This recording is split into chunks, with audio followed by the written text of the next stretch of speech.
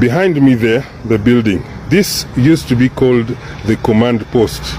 This is the residence, official residence of the army commander of Uganda after independence.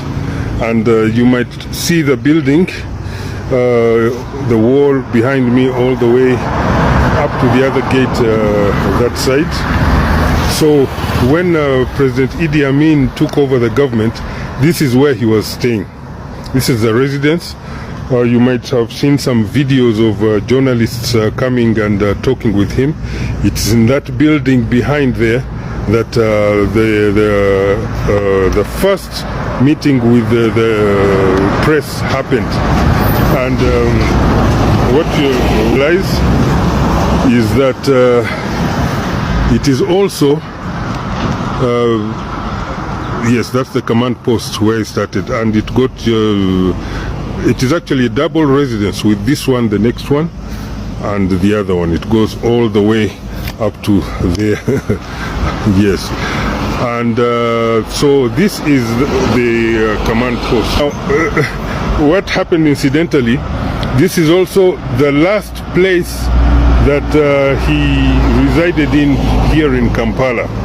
In 1979, as the war broke out, it is actually from this residence here with the gate, I think you can see just about at the corner there, next to the white wall there, the gate entrance to this piece of property. And this is where he was residing at when the Tanzanian forces came here to Kampala, when they arrived in Kampala. In fact, the day we left for Libya, we left from this specific place. It is on Prince Charles Drive in Kololo. This is where he was staying, and from here we went to Entebbe,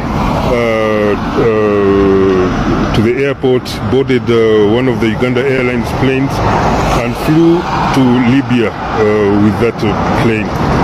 We were the last people to fly on that plane, by the way, because when that plane returned back to Uganda after dropping us in Libya, of course my father stayed behind. For him, he continued with the war, but for us we were in Libya already. But when that plane returned to Entebbe, the plane was, it landed safely, but it was shot at on the ground at Entebbe.